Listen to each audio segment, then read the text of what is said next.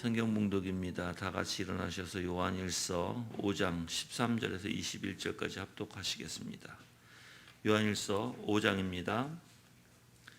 13절에서 21절까지 다 같이 합독하시겠습니다.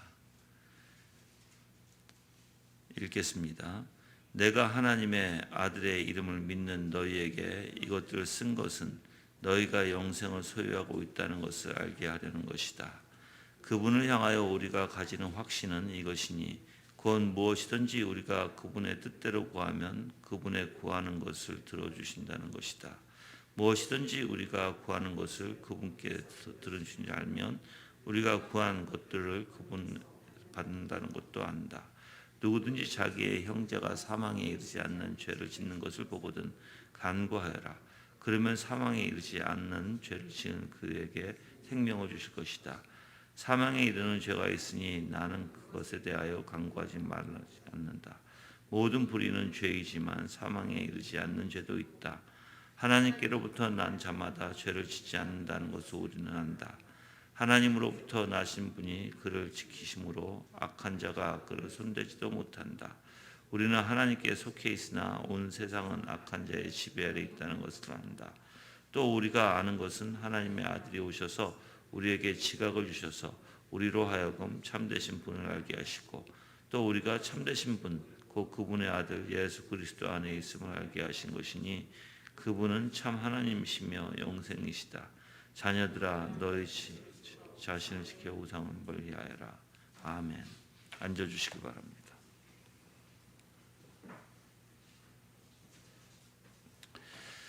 오늘 말씀은 확신의 원리에 대해서 말씀을 드릴 텐데 여러분이 이렇게 13절에서 15절 이렇게 지금부터 나누시고 왜냐하면 제가 네 가지의 원리를 말씀드릴 거예요. 13절에서 15절까지 나누셔서 이 13절에서 15절까지는 사실 예수님을 믿는 성도는 담대함으로 하나님께 나아가 기도할 수 있으며 또한 응답을 확실히 받음으로써 하나님과 참 교제를 누린다는 내용을 담고 있고요. 16절에서 17절을 또 나누세요. 두 번째 나누는 건데 두 번째로는 믿는 형제들 가운데 특별히 범죄한 자들, 즉 사망에 이르지 않는 죄가 있어요. 그 죄를 범한 자들을 위해서 중보기도, 도구기도, 기도할 것을 당부하고 있어요. 그리고 18절에서 20절까지 이제 세 번째죠.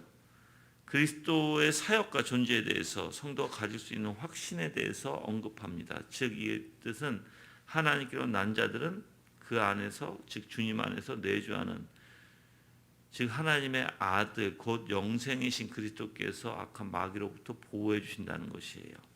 그래서 사망에 이르지 않는 죄가 된다는 것입니다.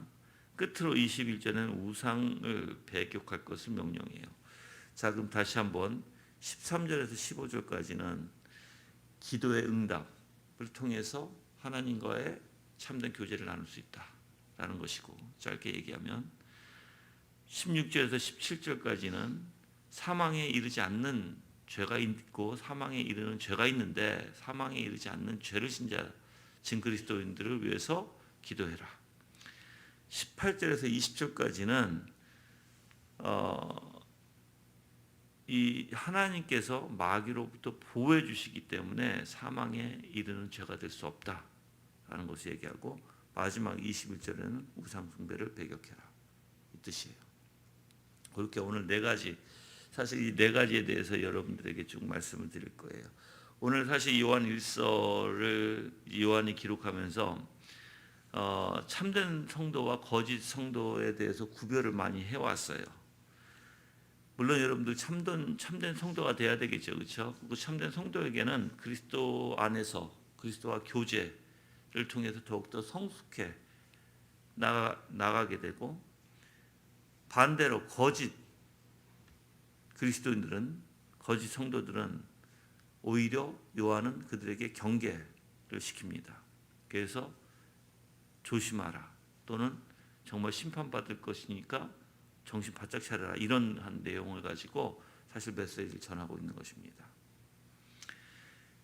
이때 초대교회 당시에 예수 그리스도를 믿는 성도들 가운데요, 구원에 대해서, 영생에 대해서 확신을 갖지 못한 성도들이 있었다는 것입니다. 그래서 교회 안에 혼돈이 있었어요. 왜 그러냐면 영지주의, 저도 말씀드렸지만 앞에서도 이 영주주의자들의 그 가르침이 교회에 침투해 들어왔어요. 그때 당시에는 말씀드렸지만 영지주의라고 부르지는 않았어요. 근데 이 그들의 가르침, 그래서 믿음 외에 다른 영적 지식이 필요하다고 그들을 미혹시켰던 것입니다. 믿음 외에 다른 영적 지식들. 그래서 공동체 안에서 어떠한 일들이 벌어지냐면 자꾸만 무엇인가 확신, 그 하나님과의 관계 안에서 확신을 갖는 것이 아니라 자꾸만 미신적인 원리 안에서 찾게 되는 것이죠. 오늘날도 마찬가지예요, 여러분들. 구원의 확신이 무엇인지 여러분이 올바로 알고 올바로 처음부터 배워서 그렇게 갔으면 좋은데, 그게 아니라 자꾸만 미신적인 것들, 아니면 내 감정인 것들을 가지고 여러분들이 구원의 확신을 거기서부터 찾는다면 여러분들은 너무나 잘못해. 그거 못 찾을 거예요, 아마. 근데 오늘날에도 이런 사람들이 많죠, 그렇죠? 근데 그때 당시에도 있었어요. 그래서 확신이 부족한 자들에게 이제 요한은 바로 예수 그리스도, 즉 하나님의 아들로 믿는 그 믿음을 통해서 영생이 있음을 가리키고 있는 것입니다. 그래서 우리가 이 13절에서 내가 하나님의 아들의 이름을 믿는 너희에게, 이것을 쓴 것은 이렇게 하나님의 아들의 이름을 믿는 너희에게 너희가 영생을 소유하고 있다는 것을 알게 하려는 것이다 했어요. 이게 구원의 확신의 원리라는 거예요, 여러분들. 그리고 14절에서는 그분을 향하여 우리가 가지는 확신은 이것이니 곧 무엇이든지 우리가 그분의 뜻대로 구하면 우리의 구하는 것을 들어주신다는 것이다 그랬어요. 그래서 14절과 15절, 제가 15절까지 읽을게요. 그래서 무엇이든지 우리가 구하는 것을 그분께서 들으신 줄 알면 우리가 구한 것들을 그분께서 받는다는 것도 안다, 이렇게 얘기했어요. 즉 14절과 15절에서는 하나님의 아들을 믿는 성도들이 하나님을 향해서 담대히 기도할 수 있음을 밝히고 있는 것이에요. 여러분, 기도는요, 우리가 지금 우리 이동 목사님이 금요일 날 뭐 기도의 의미에 대해서 하나님께 기도를 가지고 하나님께 나아감에 대해서도 가르치고 있죠. 그리고 우리가 또 존 오웬의 기도에 대해서 오후 강의, 주일 오후 강의 때 또 가르치고 있어요. 그렇죠? 제가 번역을 해서. 근데 이 기도는 바로 영이신 하나님과의 교제의 방편입니다. 영이신 하나님과의 교제의 방편. 물론 말씀으로도 우리가 교제하지만 기도로도 우리가 교제하게 되는 것입니다.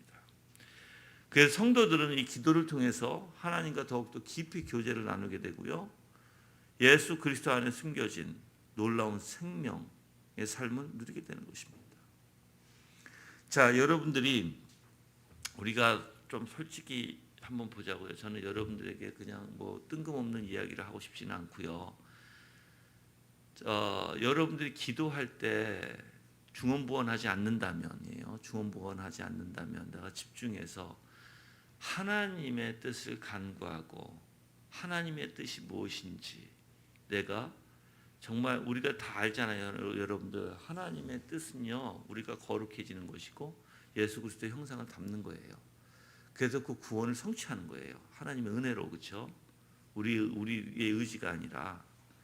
자, 그러면 그 안에서 우리가 예수 그리스도를 더욱더 닮기를 원하고, 내가 문제 있는 것들을 주님 앞에 아뢰고 주님 앞에 맡길 수 있고, 또 주님 앞에 의지할 수 있고, 그래서 온통 주님으로 가득 차는 기도가 합당한 기도일 거예요. 그렇죠?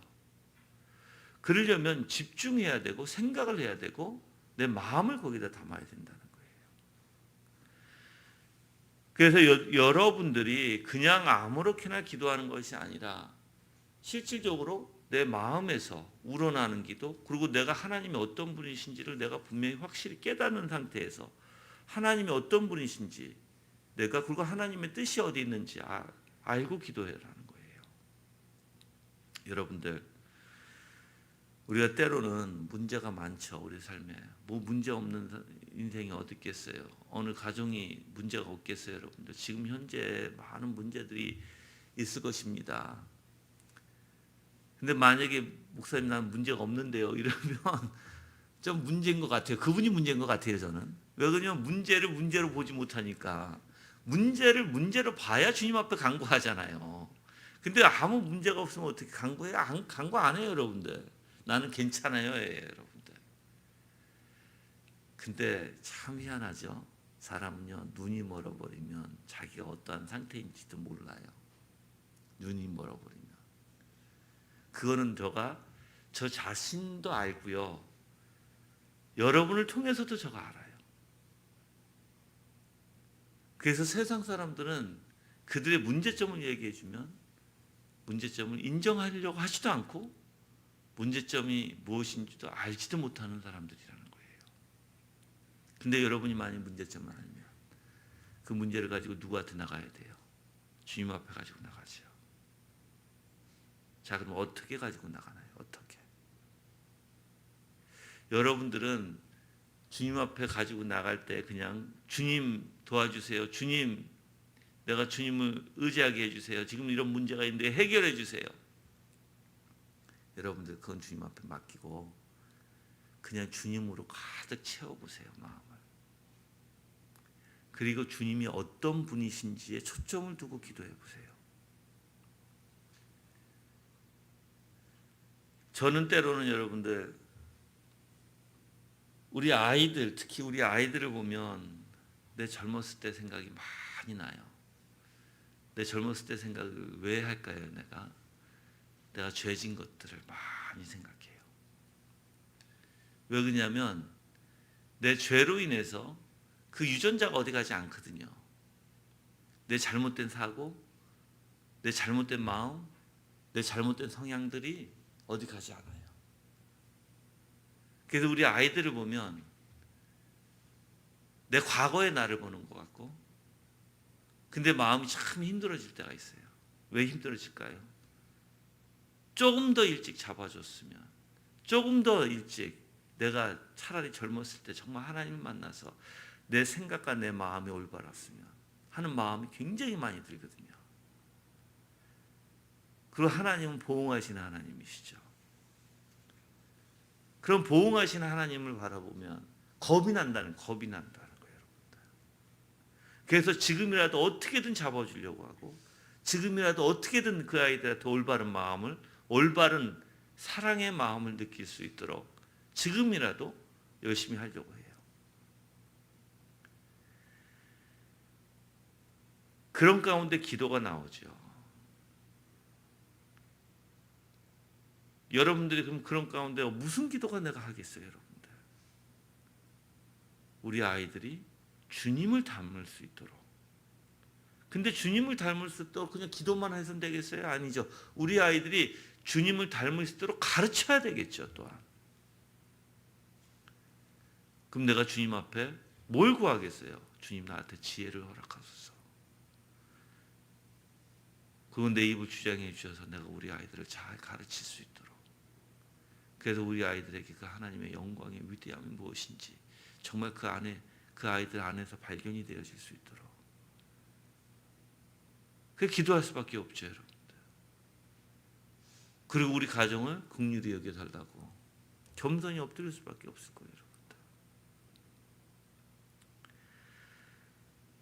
그런데 이러한 기도, 진심으로 하는 기도, 하나님 앞에 겸손히 엎드려서 자기의 삶이 얼마나 하나님 앞에 죄가 됐던 삶인가를 고하고, 그리고 내 과거의 내 죄로 인해서 지금 이렇게 내가 아이들까지 잘못 가르쳤고 아이들까지 잘못 인도했던 내가 하나님 앞에 엎드려 정말 겸손하게 되는 거예요, 여러분들. 근데 또 하나님은 그걸 통해서 나를 더욱더 정금같이 또 만드세요, 여러분들. 더욱더 낮아지게 하시고 겸손케 하시고 엎드려 주님을 의지하게 하시고. 그래서 주님 안에 엄청난 은혜가 있다는 것을 이제 또한 알게 하십니다. 그래서 그 아들, 하나님의 아들 안에 풍성한 생명이 있고 은혜가 있고 자비가 있고 긍휼이 있고 위로가 있다는 것도 알게 됩니다. 그런 확신을 가지고 여러분들은 기도하셔야 되는 거예요. 확신, 다른 것에 확신을 두려고 하지 마세요. 내 안에 역사하시는 그 하나님의 역사를 여러분이 발견하시면서 확신하셔야 돼요. 내 마음이 점점 겸손해지고 내 마음이 점점 무너지면서 주님 앞에 엎드리게 되고 내 마음이 교만하지 않고 내 마음이 하나님 앞에 어떠한 환경 속에서도 하나님이 나를 이끌어 주시는 하나님, 그래서 내가 내 죄성이 일어나지 않게 하시는 하나님, 그런 하나님을 볼 때 우리는 어떻게 해요? 그래서 확신은요, 누굴 확신하는 거예요? 내 감정을 확신하는 거예요? 내 마음에 있는 걸 확신하는 거예요? 내가 아는 것을 확신하는 거예요? 아니에요. 하나님을 확신하는 것입니다.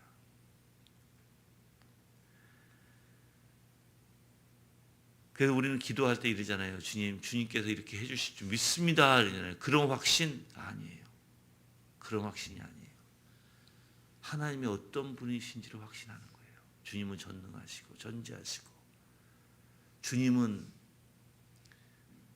내 눈에, 내 삶에, 내가 느끼는 것에 내가 아무리 옳다고 할지라도 주님이 이끄시는 게 옳고, 주님이 날 이끌어주면서 주님이 어떻게 인도하시던 내가 지금 아프고 너무 힘이 들지라도 주님이 오르십니다. 그것을 인정하는 확신이에요, 여러분들. 자, 그러면 생각해 보세요. 하나님이 오라요. 우리를 어떻게 인도하시던 지금 내 상황 가운데 내가 오직 해야 될 게 하나님, 내 존재를 깨닫고 주님 앞에 겸손히 엎드리는 것 외에는 없을 것 같아요. 그 주님 앞에 손 벌리는 것 외에는 없을 것 같아요. 그렇게 할 때 주님이 나를 인도해 주시는 역사, 나를 인도해 주시는 원리에서 하나님이 참되시고 하나님이 선하시고 하나님만 오르시다면 우리 마음의 위로를 받을 수 있을 줄 믿습니다. 근데 자꾸만 그 확신이나 답을 얻으려고 할 때 여러분들이 어디에다 초점을 두세요? 어떤 변화에다 초점을 둬요. 변화에다가. 여러분들, 변화는요, 하나님의 뜻에, 하나님의 주권적 역사 안에서 하나님이 하실 때 일어나는 것이에요. 우리는 그 변화의 확신을 두려고 하지 마셔야 되고, 하나님 자체, 존재 자체의 확신을 두셔야 되는 거예요. 근데 저는 이렇게 봐요. 제가 이제 여러분들한테 솔직히 말씀드리면, 기도할 때 뭐 우리 아이들이 진짜 올바로 섰으면 좋겠고, 올바른 된 생각 속에서 하나님을 찾았으면 좋겠고, 정말 하나님 앞에 죄를 범하지 않았으면 좋겠고, 그 아이들의 생각과 마음이 정말 하나님의 진리 안에 섰으면 좋겠고, 그래서 그렇게 기도를 하잖아요. 기도를 하면서도 희한하게 나는 그 아이들이 변화되기를 바라는 게 솔직한 마음이에요.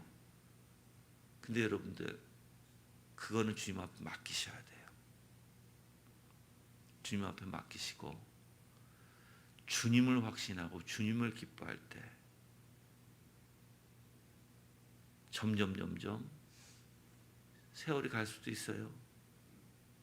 하나님께서 나를 낮추실 수도 있어요. 우리 아이들을 하나님께서 정말 낮춰서 주님 앞에 이끌어 오실 수도 있어요.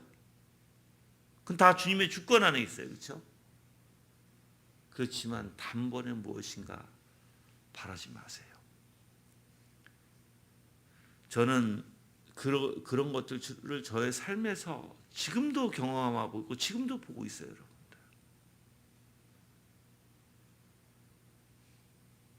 그래서 여러분들이 그 하나님을 확신할 때 기도를 확신적으로 기도를 드릴 수 있다는 것이에요. 그래서 담대함이라고 얘기하죠. 지금 14절에 그분을 향하여 우리가 가지는 확신이라고 얘기해요. 여기는 확신. 그 담대함, 두려움이 없는 태도와 기탄 없이 말하는 자유를 얘기하는 명사라고 얘기합니다. 그래서 하나님 앞에 담대히 나가 그분이 어떤 분이신지 아니까 내가 하나님 앞에 내 마음을 토로할 수 있는 그런 하나님이시라는 것이에요. 여러분, 인간은요, 가만히 이제 내가 인간의 원리를 알려드릴게요. 인간은 아담이 에덴에서 하나님을 배반했잖아요. 그렇죠? 범죄하고 나서 어떻게 해서 쫓겨났죠. 쫓겨난 이후로 아담이 하나님 앞에 나갈 수 있었어요? 아니에요. 숨었어요. 오히려 숨었어요. 그래서 오히려 우리는 하나님 앞에 나갈 수 있는 존재가 아닙니다. 그렇죠? 그런데 하나님이 이제 예수 그리스도의 그 대속의 은혜로, 즉 그리스도를 우리 마음에 모시게 하잖아요. 그렇죠?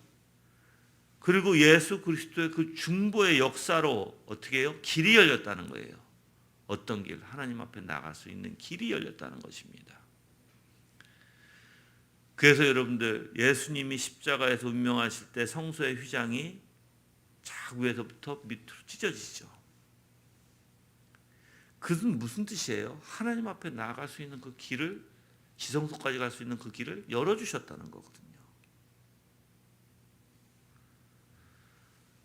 그래서 여러분들이 하나님 앞에 나갈 수 있다는 거예요. 예수 그리스도의 중보 사역을 통해서. 제가 이렇게 말하면 여러분들이 피상적으로 생각할 수도 있어요. 그런데 진짜 여러분들이 예수님이 어떤 분이신지를 정말 아는 분에서 얘기하는 거예요. 정말 그분이 아니면 내가 어떻게 주님 앞, 하나님 앞에 나갈 수 있어요? 못 나가요. 자, 그러면 나간다는 이 의미가 뭘까요? 즉 예수 그리스도의 중보 사역, 예수 그리스도께서 십자가의 대속을 통해서 뭐 하시는 거예요? 우리의 죄를 용서해 주시잖아요. 그렇죠? 그러면 내 마음이 어때요? 주님 앞에 주님을 붙들려고 하는 마음, 내가 주님 앞에 나가고자 하는 마음, 용서받고자 하는 마음, 내 죄를, 그렇죠? 그래서 주님을 찾는 마음이 된다는 거예요. 그렇죠? 중보 사역이 있지 않으면 우린 절대 그걸 못 해요. 그럼 그 중보자를 통해서 어떻게 해요? 주님 앞에, 하나님 앞에 나갈 수 있는 원리가 되는 거예요. 그래서 예수 그리스도가 아니면 우리는 하나님 앞에 나갈 수가 없어요. 그래서 가장 기본된 나감이 뭐예요? 하나님 앞에 겸손히 내 존재를 하라는 거예요. 그리고 주님 앞에 오직 중보자 되시는 예수 그리스도의 십자가의 그 대속을 의지하고 나를 용서해 주실 것을, 또 용서해 주셨음을, 주님이 내 마음에 계시면 우리가 당연히 그걸 믿어야 되거든요. 믿어지게 되거든요. 그래서 오히려 주님 앞에 용서를 구하게 되고 감사가 일어나고 주님 앞에 나가서 내가 기도하는 그 자체가 중보자 되시는 예수 그리스도의 은혜가 아니면 될 수가 없다는 걸 알거든요. 내가 얘기했잖아요. 저는 여러분들한테 피상적인 걸 가르치고 싶지가 않아요. 그렇게 그런 마음이 주님 앞에 끌리면서 겸손하면서 내 마음이 낮아지면서 주님을 찾으면서 내가 주님을 더욱더 열망을 가지고 내가 주님 앞에 어떻게든 그분을 알려고, 그분을 붙들려고, 그분 앞에 해결을 보려고. 여러분들, 우리가 야곱이 압복강에서 하나님과 씨름했다고 그러잖아요. 그런 씨름, 하나님 앞에 나가서 그분을 붙들려고 하는 씨름, 도와달라고 어떻게든 잡으려고 하는 씨름, 중보자 예수 그리스도가 아니면 있을 수가 없는 일입니다. 그래서 우리가 주님 앞에 나가게 되는 거예요. 여러분들.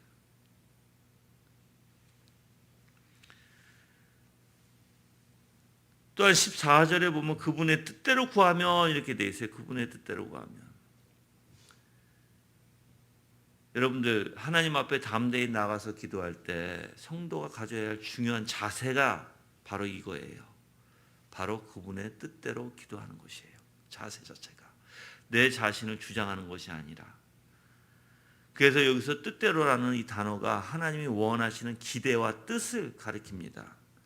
하나님의 세상 통치의 원리와 하나님의 속성, 그리고 계시된 의지에 합치되는 뜻을 가리키는 거예요. 그럼 자 보세요. 하나님의 섭리가 있죠. 통치의 섭리. 그리고 하나님의 속성이 있죠. 그리고 하나님이 자기 자신을 계시하셨어요. 거기에 대한 모든 합치. 그럼 여러분들, 그 내가 얘기하잖아요. 하나님은요, 이 우주 만물을 만드셨을 때 하나님의 속성의 바탕으로 만드신 거예요. 즉 하나님의 속성으로 하나님 말씀하신 거예요. 이 모든 우주 만물이 그렇게 지금 섭리되고 있고 통치되고 있는 거예요, 여러분들. 그래서 우리가 자연을 보면 하나님의 전능하심을 보잖아요. 또한 전지하심도 보잖아요. 그래서 겟세마네에서 예수님께서 어떻게 기도하셨나요? 나의 원대로 마옵시고 아버지의 원대로 되기를 원하나이다 라고 기도해요. 자기 뜻을 내려놔요. 그래서 여러분들 한번 이렇게 볼게요. 때로는 아파요. 힘들어요. 때로는 내가 문제가 있어서 문제 해결을 보고 싶어요. 여러분 원대로 기도하지 마시고 이렇게 한번 기도해 보시겠어요? 주님, 지금 우리 가정, 우리 아이들 너무나 아이들이 하나님 모르고 있는데 저는 주님의 은혜 가운데 이 아이들이 하나님을 알기를 원합니다. 근데 이게 알아가는 가운데 얼마나 내가 힘들 수도 있잖아요. 그렇죠? 주님, 내가 얼마나 많이 힘들 그 과정을 지나갈 수도 있습니다.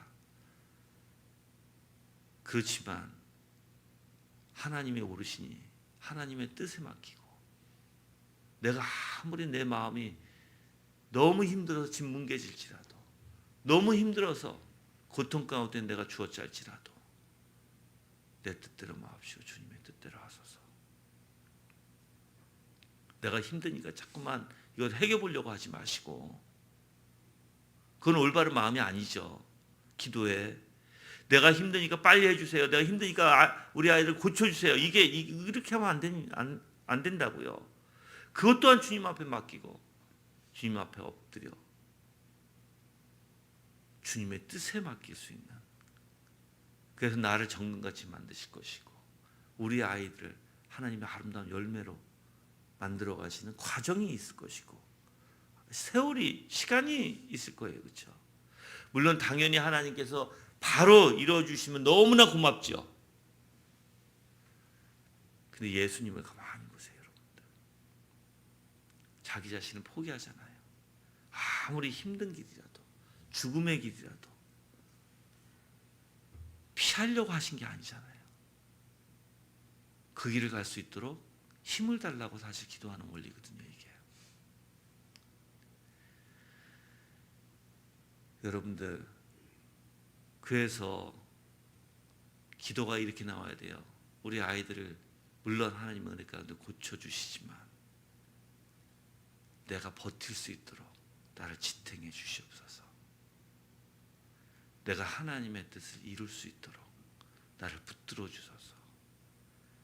아무리 힘들고 어려우고 지칠지라도 쓰러지지 않도록, 포기하지 않도록 내가 그들에 대한 사랑과 내가 우리 아이들에 대한 온유한 마음이 잃어버리지 않고 식어지지 않도록 주님 저를 붙들어 주소서라고 기도하셔야 되겠죠. 그래서 기도는요, 하나님의 뜻을 발견하고 알아가는 것입니다. 자신의 뜻을 자꾸만 하나님 앞에 관철시키려고 하는 것이 아니라 자신의 뜻을 하나님의 뜻에 일치시켜 나가는 것이 기도입니다. 자신의 고집과 주장이 관철되어서 하나님 앞에 자꾸만 요구하는 것, 그것은 옳은 기도가 아니에요, 여러분들. 모든 것을 협력해서 선을 이루시는 하나님, 그 하나님을 믿으세요. 모든 것을 협력해서 선을 이루어 나가시는 하나님. 그래서 저는 여러분들이 해야 할 게 회개라고 봐요. 우리는 눈을 떠도 회개고 눈을 감아도 회개가 돼야 돼요. 왜? 우리는 죄진 게 너무 많으니까 하나님 앞에. 그래서 저도 여러분들 때로는 어떤 것을 결정하고 이루어 나가는 과정 가운데, 아니 그 과정 가운데 내가 잘못하지 않았나 하고 수시로 내 자신을 점검하거든요. 그래서 하나님 앞에 겸손히 엎드리기를 원하고, 하나님의 응답이 없는 것 같으면 내가 잘못했나 하고 마음이 뜨끔하고, 그래서 어떻게든 하나님의 뜻을 구해서 하나님의 뜻대로 가기를 원하거든요. 모든 것을 협력해 선을 이루신 하나님,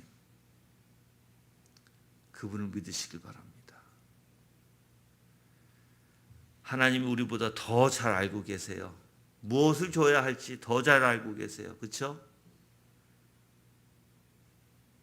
때로는 그것이 아플 거예요. 때로는 그것이 너무 힘들 거예요. 어려울 거예요. 그렇지만 하나님이 우리보다 더 선하시고 우리보다 더 많이 알고 계세요. 그래서 우리는 하나님의 뜻을 찾아서 뜻에 맞게 기도하는 자세가 성숙한 믿음의 자세가 될 것입니다. 자신의 소원함과 그 원함에 대해서 내가 무엇을 원하고 내가 무엇을 소원하는 것에 집착하지 마세요. 주님의 뜻을 기도하세요. 가장 알잖아요. 그 뜻. 나를 정금같이 만드시려고 하시는 뜻.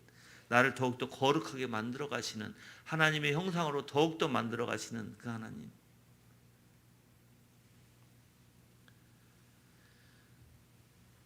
그래서 예수님께서 이런 기도를 우리한테 가르쳐 주셨거든요. 너희가 내 안에 거하고 내 말이 너희 안에 거하면 뭐예요? 무엇이든지 원하는 대로 구하라. 전제가 있죠. 내가 너희 안에 거하고 내 말이 너 안에 거하면이라는 전제가 있어요. 그렇죠? 지금 하나님의 말씀이 우리 안에 거해서 예수 그리스도의 형상으로 살아가게 된다면 그게 하나님의 뜻이고, 그 안에서 우리가 기도한다면 분명히 하나님께서는 그것을 응답해 주시겠다는 것입니다. 반대로 야고보서 4장 3절에는 구하여도 받지 못하면 정욕으로 쓰려고 잘못 구함이라 라고 얘기해요. 또한 시편 66편 18절에 내 마음의 죄악을 품으면 주께 듣지 아니하리라 라고 얘기합니다. 그래서 15절에서는 기도의 응답의 확신에 초점을 맞춰줬는데, 지금 15절에서 요한은요, 성도와 하나님과의 그 기도의 교제 가운데 두 가지 사실을 알게 된다고 얘기하는 거예요. 첫 번째는 하나님께서 성도의 기도를 들으신다는 거예요. 그래서 무엇이든지 우리가 구하는 것을 그분께서는 들으신 줄 알면이죠. 들으신다는 거예요. 두 번째는 우리가 구한 것을 그분께서 받는다는 것도 안다. 즉 응답해 주신다는 것입니다. 두 가지예요. 첫째는 하나님께서 성도의 기도를 들으신다는 것. 둘째는 그 기도에 응답해 주신다는 것. 이러한 들으심과 응답은요, 한 가지 중요한 조건이 선행되어져야 돼요.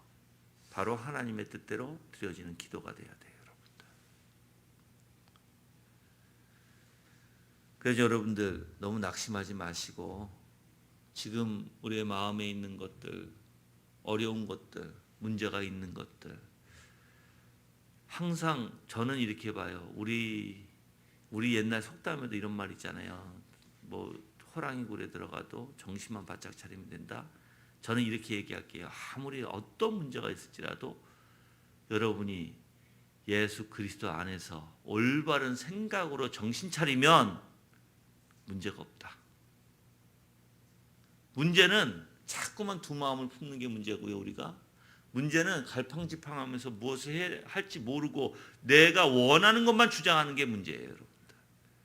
근데 모든 것을 다 내려놓고 하나님의 관점에서 한번 보라는 거예요. 하나님의 관점에서 보게 되면 어떻게 되죠? 제3자가 이제 하나님의 역사 가운데 어떤 일들이 벌어지는지, 어떤 일들이 벌어질 것인지에 대해서도 어느 정도 짐작할 수 있을 거예요. 그래서 여러분들이 그러한 눈을 갖기 위해서 부단히 애를 써야 돼요. 자꾸만 그 상황에 빠져서 보지 마세요. 운물 안에 빠져서 보면 운물 안에 개구리밖에 되지 않아요. 뭘 못 봐요. 나와서 하나님의 역사와 섭리와 뜻과, 그래서 하나님이 지금 나한테 어떻게 대하시는 것과 나를 통해서 무엇을 만들어 가시는 것인지 보시면 돼요. 그럼 잘 봐져요. 그런데 욕심대로 하지 마시고 하나님의 뜻대로 이어나가면 돼요. 아멘. 그런 눈이 있어야 된다는 거예요. 그런 눈을 훈련하세요. 여러분. 자꾸만 우물 안에 개구리처럼 그 안에서 자꾸만 상황 가지고 어려워하고 상황만 바라보고 그 상황만 붙들고 씨름하지 마시고 나와서 하나님의 섭리, 하나님이 우리 가정을 어떻게 다스리시는지, 나를 어떻게 인도하시는지, 우리 아이들을 어떻게 이끌어 주시는지, 더 넓게 우리 교회를 어떻게 이끌어 가시는지. 근데 저는 그런 것 같아요. 막 내 상황에 빠져서 보다 보면요, 뭐가 갑갑해요. 마음이 갑갑하고 답답해요.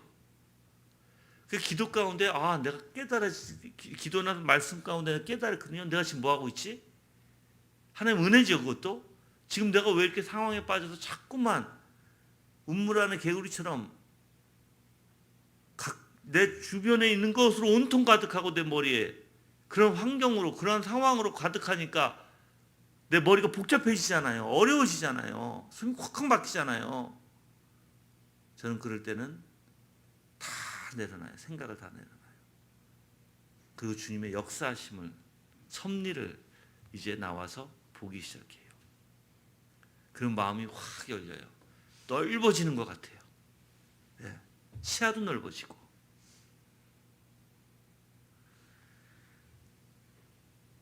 그런 훈련을 하세요. 자, 16절과 17절.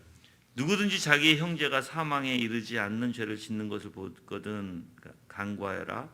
그러면 사망에 이르지 않는 죄를 지은 그에게 생명을 주실 것이다. 생명에 이르는 죄가 있으니 나는 그것에 대하여 간구하라고 말하지 않는다. 모든 불의는 죄이지만 사망에 이르지 않는 죄도 있다. 여기서 16절과 17절에서는 이제 기도와 관련해서 특별히 한 가지 당부를 하는데요. 사망에 이르지 않는 죄를 범하는 형제를 위해서 기도하라는 거예요. 자, 이러한 기도가 지금 사망에 이르지 않는 죄를 범한 자에게 그들의 죄로부터 떠날 수 있도록, 그래서 하나님의 생명이 그들에게 임할 수 있도록 기도하라는 것이죠. 근데 사망에 이르는 죄가 있어요. 그 기도는 여기 포함되지 않아요. 사망에 이르는 죄는 죄를 범하는 자에게 기도하지 마라, 이렇게 하는 거예요. 어떻게 보면 여러분들이 저는 이거 옛날에 내가 기억이 나요. 내가 개척해서 얼마 안 됐을 때 같아요. 내가 이거 가르쳤을 때 사람들이 무슨 목사가 저래? 목사가 사망에 이르지 않는 죄를, 사망에 이르는 죄를 기도하지 말라고 그래? 왜 그래? 하고 나한테 사랑이 없다라고 핀찬 준 성도들도 있었습니다. 제가 기억나요. 예. 여러분들 모든 인간은요 사망으로 치닫습니다. 죄 때문에. 그렇죠? 모든 인간은 이거부터 아셔야 돼요. 그래서 죄의 씨앗을 가지고 있는, 원죄를 가지고 있는 인간들은요 다 사망이라는 것을 겪을 수밖에 없어요. 여러분들 다 죽어요. 우리는 하나님의 진노 가운데 육체로만 죽을 뿐만 아니라 우리는 영벌을 받을 수밖에 없어요. 그렇죠? 근데 희한하게 사망에 이르지 않는 죄가 있다고 얘기하고, 또는 사망에 이르는 죄가 있다고 얘기하는 거예요. 여기서 모든 죄가 다 사망을 낳는 것은 사실이에요. 근데 지금 사망에 이르지 않는 죄가 그것부터 얘기해 줄게요. 그것은 자기 자신의 죄를 깊이 뉘치고 회개하는 자를 뜻해요. 그래서 예수 그리스도의 대속의 보혈의 공로로 씻음받고 용서받을 수 있는 죄가 사망에 이르지 않는 죄예요. 여러분들. 그래서 주석에서는 이 내용을 가지고 얘기해요. 예수님의 그 십자가에 달린 우편 강도, 그 강도가 어떻게 했어요? 죄를 졌죠? 근데 어떻게 했어요? 한 강도는 계속해서 고집부렸지만 한 강도는 주님의 그 모습을 보고 정말 마음이 녹아내려서 자기를 생각해 달라고 하잖아요. 낙원에서. 그래서 낙원을 약속해 주시잖아요. 예수님이. 그래서 우리가 이러한 사망에 이르지 않는 죄, 그 안에 있는 자들, 또 그들이 죄를 범하는 것을 보면 그를 위해서 간구하라는 것이에요. 그를 위해서. 그래서 하나님께서는 이러한 범죄자의 마음에 신령한 역사를 일으켜서 다시금 그가 그 죄를 돌아가지 않고 진심으로 회개할 수 있도록 그 생명의 길로 인도해 달라고 기도하라는 것이죠. 그러면 하나님이 어떻게 하신다? 주신다는 거예요. 그래서 그에게 생명을 주실 것이다 라고 얘기하잖아요. 죄를 지은 그에게 생명을 주실 것이다. 반드시 주신다는 것입니다. 또 반대로 사망에 이르는 죄가 있다고 얘기합니다. 여러분들 항상 우리는 그리스도 하나님과 깊은 교제 나누려고 해야 되겠죠. 그렇죠? 그런데 희한하게 이런 교제가 단절되는 경우가 있어요. 이 단절돼서 이제 죄를 사실 사망으로 가는 죄. 그래서 제가 주보해 볼게요, 여러분들. 주보에 제가 아브레겔이 얘기한 내용에 대해서 물론 다 적지는 않았어요. 다음 주에 또 이거에 대해서 좀 적을 거예요. 청교도 칼럼에 한번 보세요. 제가 읽어드릴게요. 용서받지 못할 죄는 죄 안에서 살다가 죄 안에서 죽는 사람의 모든 죄를 말합니다. 그들을 위한 대속물이 없기 때문에 영원토록 용서받을 수 없는 것입니다. 이런 죄들은 궁극적인 결과를 볼 때 용서받지 못한다고 말합니다. 그런데 이런 죄 말고도 용서받지 못하는 죄가 있습니다. 이른바 성령 회방죄입니다. 성령을 회방하는 죄는 성령의 윗격을 회방한다기보다는 그분의 사역을 방해하는 것입니다. 다시 말해 그분께 기적을 일으키시는 대단한 역사뿐만 아니라 하나님의 자녀들을 조명하고 그들을 거룩하게 하며 평안하게 하심으로써 참된 교리와 개인적인 믿음을 하시는 사역을 방해하는 것입니다. 이 죄는 고백된 진리를 전적으로 거부하고 진리와 거룩함을 미워하며 반대하는 것으로서 전적으로 심한 적대감에서 비롯됩니다. 이렇게 했어요. 물론 이제 이 적대감들이 무엇인지 이제 다음 주에 제가 계속 올릴 거예요, 칼럼을. 근데 여기에서 보면 간단해요. 제가 이 종합해서 제가 간단하게 말씀드릴게요. 여러분 쉽게. 첫 번째, 무조건 하나님을 거부하는 자는 영원히 거부하는 자는 끝까지 거부하는 자는 뭐예요? 이건 용서받지 못할 죄예요. 그거는 기본이죠. 근데 거기에 성령 회방죄라는 게 있다는 거예요. 또 두 번째, 성령 회방죄는 뭔가 하나님의 놀라운 역사를 거부하는 거. 근데 그 거부하는 게 뭐예요? 조명과 거룩함으로 역사되어지고 우리를 인도해 주실 건데 그것을 방해하고 회방하는 것들. 내 자신을 포함해서요, 여러분들. 그래서 청교도들은 이 성령 회방죄가 조명에서 비롯된다고 얘기해요. 조명, 율법의 기능의 원리에서 조명되어졌을 때 굉장히 무서운 죄죠. 그래서 구약에서는 이런 사망에 이르는 죄를 이렇게 표현해요. 여호와를 회방하고 그의 말씀을 멸시하는 죄 이렇게 표현해요. 민수기 15장 30절과 31절에. 또한 신약에서는 그것을 성령 회방죄로 이제 보는 거예요. 그래서 히브리서 6장 4절에서 6절 한번 비침을 얻고 하늘의 은사를 맛보고 성령에 참여한 바 되고 하나님의 선한 말씀과 내세 능력을 맛보고 타락한 자들은 다시 새롭게 하여 회개케 할 수 없나니라고 얘기하죠.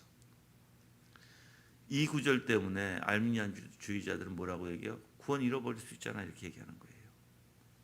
아니요. 한번 비침을 얻었다고 구원받은 자가 아니에요. 하늘의 은사를 맛봤다고 구원받은 자가 아니에요. 성령이 참여했다고 해서 구원받은 자가 아니에요. 가룟 유다도 그랬거든요, 여러분들. 사울도 그랬거든요, 여러분들. 그래서 성경에서 그러한 자들이 많이 나와요. 근데 그들이 영원히 타락되어 가요. 영원히. 그것은 자기 안에 조명, 자기 안에 거룩함을 일으키는 성령님을 거부하기 시작하는 거예요. 굉장히 무서운 죄예요, 여러분들. 근데 내가 성령 회방죄를 여러분들이 너무 두려워하지 마세요. 내가 계속해서 주님을 찾고 주님을 의지하려고 하고 주님을 붙들려고 하고 주님 앞에 나가려고 하잖아요. 성령 회방죄가 될 수 없어요. 그거는. 그래서 성령 회방죄에 빠진 자들은요 어떠한 은혜를 받을 수도 없고 회개도 못해요. 내가 죄를 지어서 내가 하나님 앞에 그래서 저는 저 자신을 볼 때 다른 걸 보는 게 아니에요. 내가 죄를 졌을 때 내 마음이 아프고 내 마음이 힘들고 죄를 거부하기 시작하는지, 그 죄가 싫어지는지, 그래서 주님 앞에 계속 나가려고 하는지, 주님을 붙들려고 하는지, 그걸 저는 잘 봐요. 그것이 일어나지 않으면 겁이 나요. 겁이 덜컥 나기 시작해서 더 붙들기 시작하는 거예요. 저는 청교들이 얘기했던 내용이에요. 그게 저도 똑같아요. 이상하게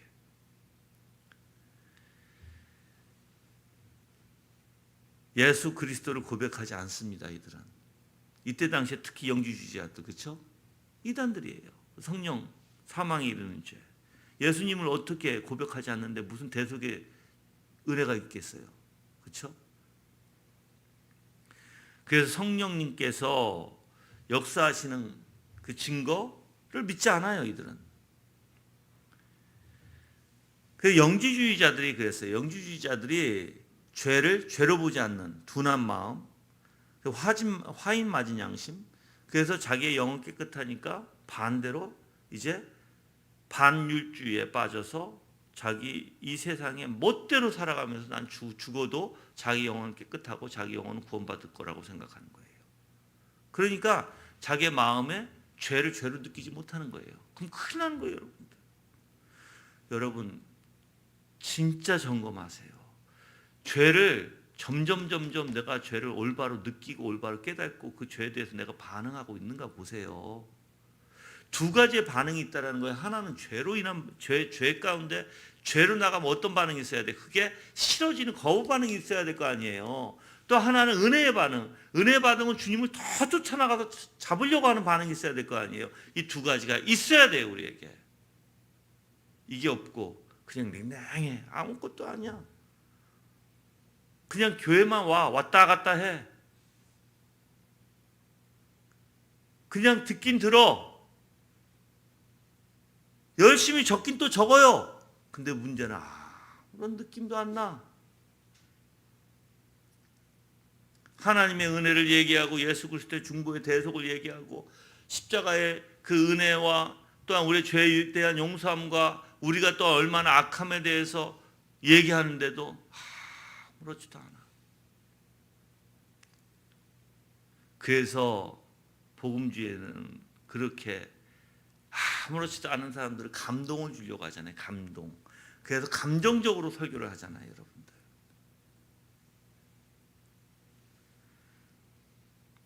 이렇게 사유받지 못할 지속적인 범죄를 짓는 자들, 양심에 화인 맞은 자들, 둔한 마음을 가지고 있는 자들, 그래서 하나님을 거부하는 자들, 성령의 조명을 무시하는 자들, 그들을 위해서 간구하지 마라. 그거예요, 여러분들. 그래서 여러분들 한 가지 또 아셔야 될 게 있어요.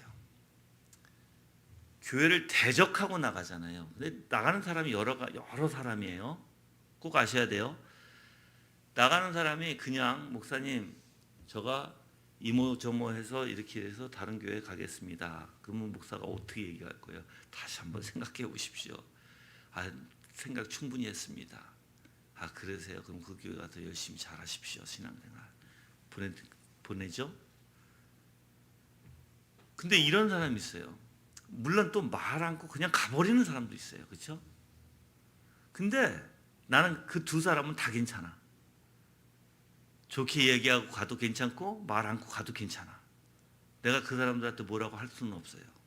그런데 올바른 건 아니죠. 그렇죠? 얘기는 해야 되지만. 근데 말을 차라리 안 하는 게 덕이 될 때도 있어요. 여러분들. 이건 솔직히 말씀드리는 거예요. 괜히 얘기했다가 오히려 목사나 당회나 교회가 전체 흔들릴 수가 있을 때가 있어요. 그때는 조용히 그냥 나오는 것도 좋아요. 그런데 이럴 때가 있어요. 목사하고 대치해서 도끼는 뜨고 설교할 때 우락부락 인상이 되어지고, 그래서 목사가 얘기하는 거 다 반대하면서 마음에는 악이 가득하고, 그래서 설교할 때도 째려보면서 앉아있는 사람. 여러분들 목사를 대적하는 사람 눈빛을 못 보셨죠? 무서워요. 여러분들. 진짜예요. 이상하게 그 안에는 악이 가득한 것 같아요. 불만이 가득 찬 얼굴로 설교를 듣고 있다는 거예요. 그냥 불만이 가득 찬 얼굴로 설교를 듣고 있고, 무슨 설교가 들어갔겠어요? 그들에게 대적하는 자가 있어요. 대적해서 나가는 자는요, 기도하지 않는 것입니다. 그들이 그냥 나갈 때는 기도할 수 있어요. 그들이 목사한테 대화하고 나가면 그들을 심령을 위해서, 영혼을 위해서 좋은 교회 다니고 좋은 목회자 만나서 잘 인도받으라고 기도는 할 수 있겠지만, 대적하고 나가는 사람, 그들에게는 여러분들 기도할 이유가 없어요. 그 무서운 거예요, 여러분들. 근데 이제 내가 얘기하잖아요. 그들이 인생에 회개할 수 있을까라는 의문점이 들어요. 저는 대적하고 나가는 자들에게. 여러분들 회개한 사람은 분명히 저한테 왔을 거예요. 대적하고 나간 사람 중에 회개했으면 저한테 왔을 거예요. 그 이유가 있어요, 여러분들. 회개하면 마음이 온순해지거든요. 낮아지거든요. 그래서 여러분들이 회개 원리를 알아야 돼요. 내가 하나님과의 회개했으면 수직과의 회개 원리는 수평과도 회개가 돼요. 누구를 만나든 수평과의 회개가 안 되잖아요. 그래서 여러분들 한번 우리가 성경을 볼 때 회개의 역사가 있는 사람들은요, 겸손해지만 피하지 않아요. 죄에 대해서 겸손해요. 마음이 겸손하고 자기 자신이 낮아져요. 그런데 자꾸만 피해의식 속에 살지 않는다는 거예요. 어떤 사람을 만나든 겸손합니다. 그런데 하나님의 은혜가 넘치게 돼요. 그 안에 회개하는 사람들은 그 두 가지가 같이 겸해져 있는 거예요. 그러니까 한쪽으로는 겸손하죠. 한쪽으로는 주님의 은혜가 있으니까 어떻게 해요? 주님 앞에 나가는 원리처럼 다른 사람들에게도 그렇게 돼요. 그래서 이 사람은 두 가지를 다 갖고 있게 돼요. 근데 자꾸만 피한다.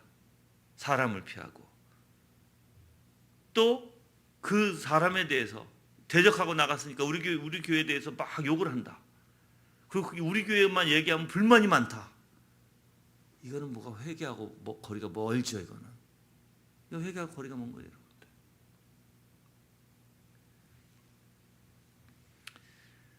회개하셔야 되겠죠. 예.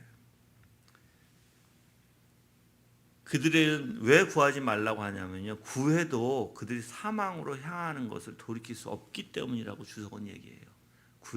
구해도 사망으로 향하는 그 길을 돌이킬 수는 없다. 그래서 그러한 용서받지 못할 죄가 있다.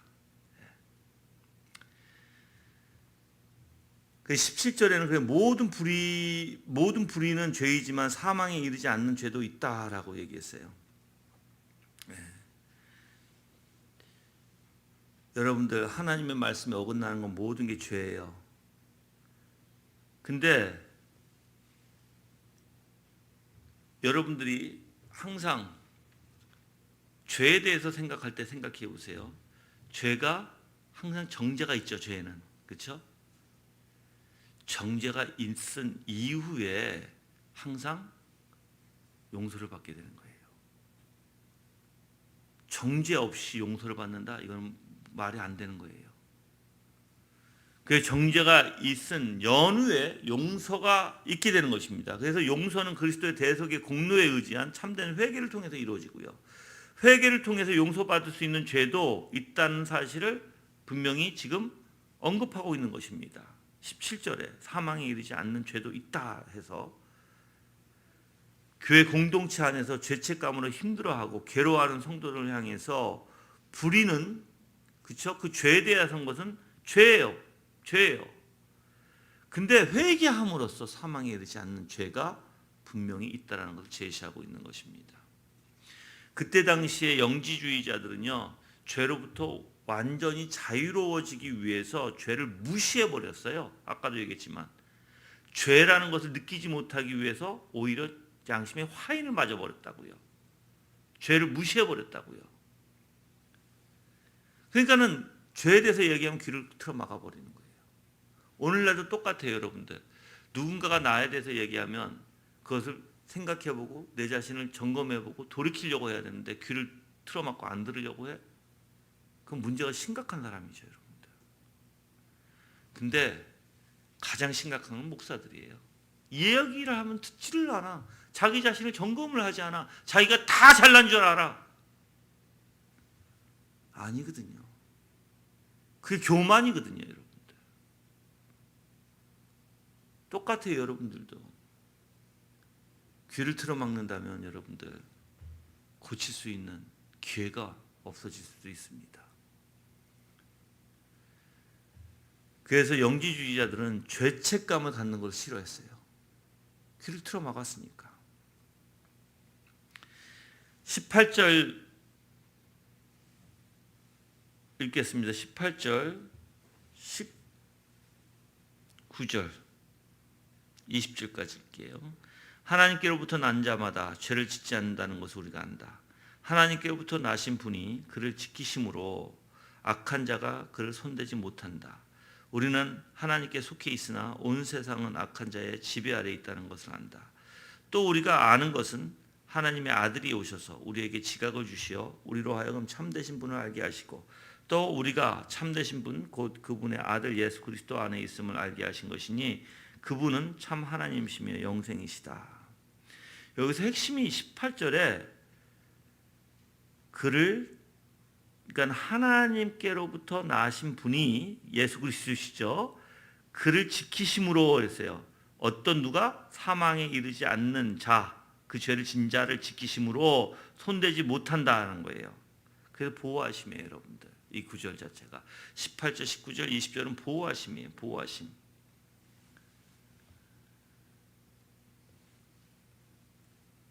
당연히 아까도 얘기했지만 하나님으로부터 난 자는 예수 그리스도를 얘기합니다. 그래서 말씀과 성령을 통해서 우리를 지켜주시는 것이에요. 물론 대속의 역사, 여러분들 중보의 역사가 있으면 우리는 구원받아요. 중보의 역사가 없을 때 문제예요, 여러분들. 근데 예수 그리스도는 십자가의 대속을 통해서 이미 승리하셨죠? 지금도 하나님 우편에 앉아서 뭐 하셨어요? 뭐 하시고 계세요? 중보자가 되시잖아요. 왕의 직분, 선지자의 직분, 제사장의 직분을 이루고 계시잖아요. 그 권능의 주님, 죄와 사망을 이기신 주님, 그런 주님이 악으로부터 우리를 지키신다는 거예요. 악이 우리를 손도 못 대게 하신다는 것입니다. 그래서 하나님께로서 난 자, 즉 예수 그리스도께서 예수 그리스도의 그 승리를 통해서 죄에 대해서 저항하고 죄에 대해서 승리할 수 있으며 그리스도의 보호 아래 우리가 있기 때문에 악한 자로부터 안전할 수 있다는 것입니다.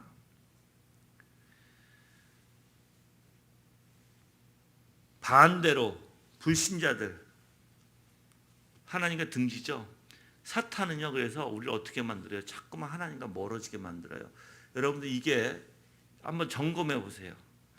이게 여러분들에게 있으면 나는 큰일 났다예요. 첫 번째, 점점 하나님에 관해서 관심이 없어진다. 둘째, 점점 내 안에 하나님의 속성이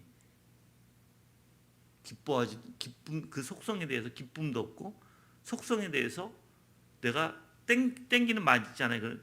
땡김도 없고 아무것도 없어요. 냉랭해요. 그럼 큰일이에요, 이제. 왜요? 사탄이 원하는 거예요. 사탄은 여러분들을 어떻게 만들려고 해요? 하나님과 멀어지려고 만드는 거예요. 사탄이 제일 싫어하는 게 뭐라고 했어요? 하나님의 형상이라고 했어요. 하나님의 영광. 싫어해요, 그는. 그러니까 담지를 못하게 하겠죠. 그러니까 담지를 못하게 할 때 가장 기본이 뭐예요? 마음이 냉랭해지는 거예요. 관심이 없어지는 거예요. 그러면서도 여러분들이 만약에 이렇게 관심이 없어지고 그냥 미지근한 상태로 있음에도 불구하고 그냥 놔둔다 자기 자신을 죽고자 하는 거예요, 여러분들. 어떻게 해서든 돌이키려고 하고 어떻게 해서든 주님을 찾아야 되고 어떻게 해서든 내가 하나님 앞에 향해야 되는데 미지근하면서도 그런가? 그래도 말씀 묵상도 안 하고 기도도 안 하고 그냥 세상 일에 바빠. 세상 일에. 여러분들 내가 이렇게 볼게요. 어떤 청년이 변호사가 되기 위해서 열심히 공부를 해요. 열심히 변호사 시험을 쳤어. 변호사가 됐어. 바로 그 다음날 하나님이 데려가시면 변호사가 뭔 소용이 있어? 예? 변호사가 뭔 소용이냐고. 그래서 사람들은 생각지를 못하는 거예요. 그냥 거기에 빠져가지고 지금 내가 해야 할 일이 세상적인 일이라고 생각하고 세상 일에 더 열심히 하죠. 근데 그거 하면 뭐해? 집을 내가 줬어. 아름답게 줬어. 데려가시면 뭐해? 내가 그 집에 살 수 있어요? 아무 소용이 없는 거예요. 아무 소용이 없는 거예요. 여러분들 대통령 당첨이 돼서 열심히 해서 그날 저녁에 데려가시면 대통령 뭔 소용이 있다는 거야, 여러분들. 근데 사람들은 희한하게 그걸 인지하지 못한다는 거예요. 인지하지 못한다. 그런 일이 세상 일이 아무 소용이 없는데, 물론 세상 일을 안 하라고 하는 게 아니에요. 세상 일도 열심히 하세요. 그런데 가장 우선 두고 해야 될 게 하나님 알아가는 일이라는 거예요. 세상 일보다 하나님 알아가는 일을 더 열심히 하셔야 된다는 거예요.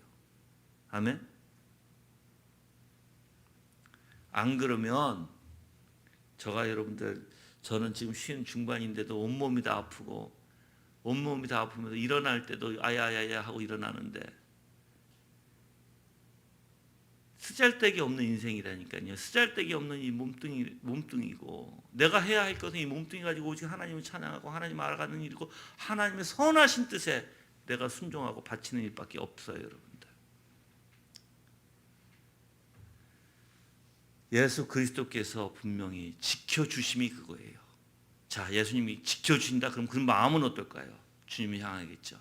주님이 지켜주시면 그는 어떨까요? 더욱더 주님을 바라보고 더욱더 주님 앞에 달려가겠죠. 그러면서 주님이 나를 지켜주시고 계신다는 걸 아는 거예요. 마음이 놓이는 거예요. 오히려 여러분들 저 마음에 냉랭하기 시작하면 저는 두려움에 주님 저를 도와주소서 하고 기도할 수밖에 없게 돼요. 근데 내 마음이 막 하나님 향해. 그래서 저는 때로는 제가 죄를 지면 몰라요, 여러분들. 내가 죄 가운데 있는지. 근데 하나님의 은혜 가운데 내가 죄를 짓고 있다는 걸 딱 인지시켜 주잖아요. 그럼 그때서부터 두려움이 막 들어와요. 하나님이 날 떠나셨으면 어떻게 할까? 기도하기 시작해요. 주님 저를 붙들어 주소서. 저를 용서하소서. 근데 내 마음에서 막 주님을 찾는 게 일어나잖아요. 그럼 거기에는 이상한 이 두 가지 원리가 생겨요. 하나는 아직까지 두렵지만 내 마음에 지금 이렇게 하나님 앞에 찾는 원리가 있기 때문에 이제 약간 안전성을 갖게 돼요. 여러분들 하나님을 모르는 사람, 하나님의 은혜가 있지 않으면 절대 찾을 수 없으니까. 그래서 주님을 더 찾게 되는 거예요, 여러분들. 그래서 하나님의 역사를 알게 되는 거예요. 근데 그러지도 못하고 아무리 이렇게 얘기해도 안 찾아. 아무리 이렇게 얘기해도 냉랭해. 아무리 이렇게 얘기해도 저게 뭐야 도대체 뭐가 찾아. 그러면 여러분들은 지금 죽어가고 있다는 것만 생각하시기 바랍니다. 사탄은요, 그래서 계속해서 여러분들을 하나님과 멀리 떨어뜨려 놓으려고 하는 것입니다. 그래서 여러분들에게 일시적인 영향을 줘서 하나님으로부터 멀어질 수 있도록. 근데 하나님의 사람에게는 지속적으로는 할 수는 없어요, 사탄이. 영원히 하나님에게 멀어지게 할 수는 없다고요. 하나님 보호하심 때문에. 하나님의 사람들은.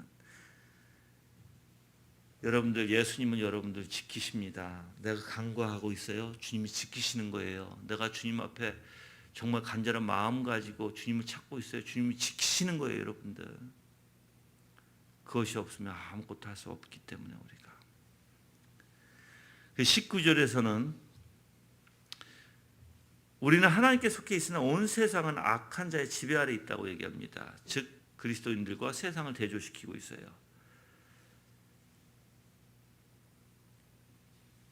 하나님께로부터 난 자, 당연히 하나님의 승리하심을 느끼고 경험할 수 있겠죠. 근데 하나님을 떠난 자, 악한 자, 악의 영향을 받을 수밖에 없어요. 지금 그래서 온 세상과 지금 교회를 분리시키고 있는 거예요, 여러분들. 예수 그리스도를 인정하는 공동체, 바로 이 교회 또는 개인이 유일한 하나님께 속해서 그리스도께서 이루어 놓으신 그 승리를 경험할 수 있는 것입니다. 그렇지 않으면 우리는 경험할 수 없어요. 그래서 한번 볼게요. 우리는 하나님께 속해 있으나, 속해 있다 해서 속해 있다. 근데 온 세상은 악한 자의 뭐예요? 지배 아래 있다는 거예요. 속함과 지배의 원리예요, 여러분들. 이거는 굉장히 무섭죠, 사실. 지배가 뭘까요, 여러분들? 컨트롤 한다는 거거든요. 컨트롤한다. 내가 그리스도 안에 속해 있다라는 건 난 그분의 것이다라는 거고. 20절에는 우리가 아는 것은 하나님의 아들이 오셔서 우리에게 지각을 주셔라고 얘기해요. 지각이라는 것은 마음과 관련돼서 이해하고 판단하고 식별하는 정확하고도 포괄적인 그 지각이 조명 가운데 우리에게 깨닫게 해주시는 원리거든요. 이게 그래서 조명과 계시라고 표현하는 거거든요. 요한이 이 지각을 이야기하는 것은요, 영지주의자들은 자꾸만 피상적인 깨달음, 관념적인 깨달음 또는 어떤 신적인 이상한 신비적인 깨달음을 요구했어요. 근데 그런 게 아니라는 거예요. 지금 하나님을 바로 알게 되는 게 이 지각이다. 지각의 원리다. 하나님을 올바로 알게 되면 믿음도 여러분들 더 커져요. 우리의 살아가는 모든 원리가 올바로 잡혀요. 하나님을 올바로 할 때 우리의 생각이 올바르게 돼요. 하나님을 모르면 우리 생각도 올바르지 않아요, 여러분들. 우리는 여러분들 어떤 체험적이고 관계적으로 그리고 실질적으로 하나님을 만나야 되는 거예요. 근데 여러분들이 어떤 신비적인 상상과 관념의 원리 안에서만 여러분들이 하나님을 안다, 그거는 거짓이에요, 여러분들. 하나님을 인격적으로 체험하는, 경험하는, 그래서 긴밀한 관계가 있어는 개인적이 돼야 하는. 그래서 우리가 여러분들 이런 표현이 있잖아요. 물론 똑같은 말이지만 복음주에서 이런 표현을 해요. 우리가 말씀을 사실 개인적으로 알아야 된다는 표현 많이 하잖아요. 그렇죠? 그게 무슨 뜻일까요? 내가 개인적으로 하나님을 말씀을 통해서 만나야 된다는 뜻이거든요. 그래서 여러분들이 마찬가지예요. 긴밀한 관계 안에서 실질적으로 우리가 하나님을 만나야 돼요. 개인적으로.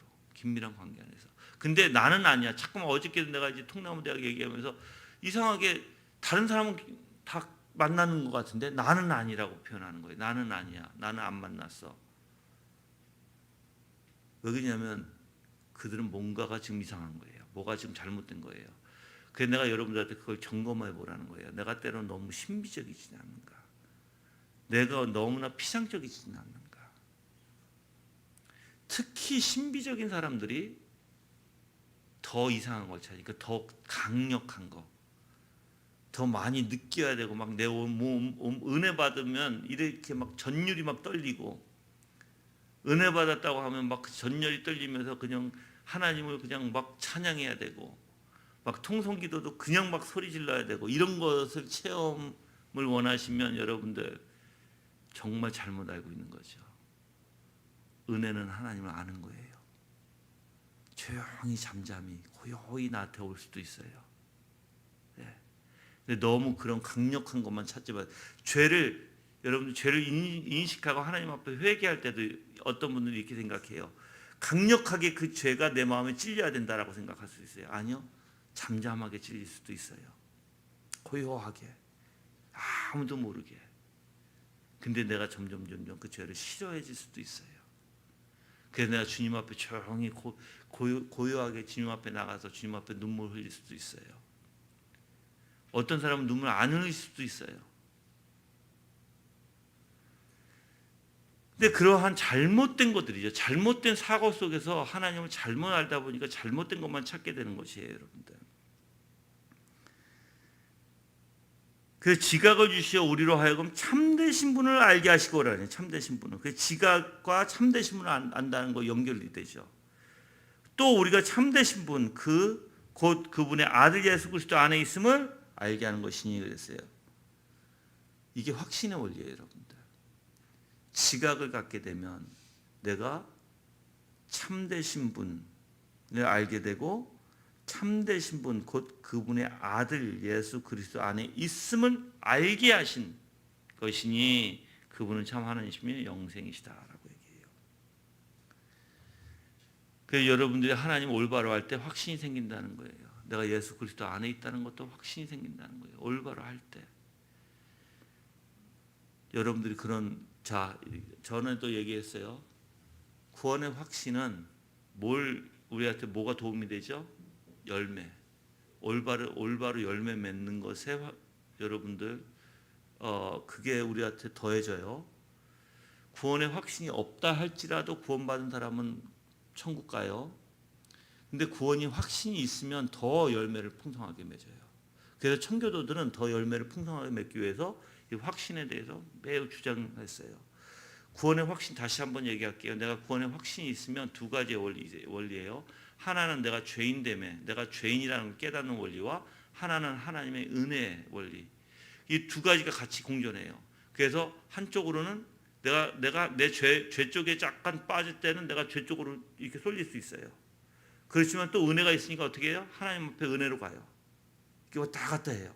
그래서 내 마음에는 겸손해지면서 주님을 의지하게 되는 원리예요. 이게 내가 확신한 신념적인 확신, 관념적인 확신은 여러분들 그건 아니에요. 내 안에서부터 이미 내 비참함에 대한 원리, 하나님의 은혜에 대한 원리가 균형을 이뤄야 돼요. 이게 칼빈이 얘기한 확신이라고 표현하는 거예요.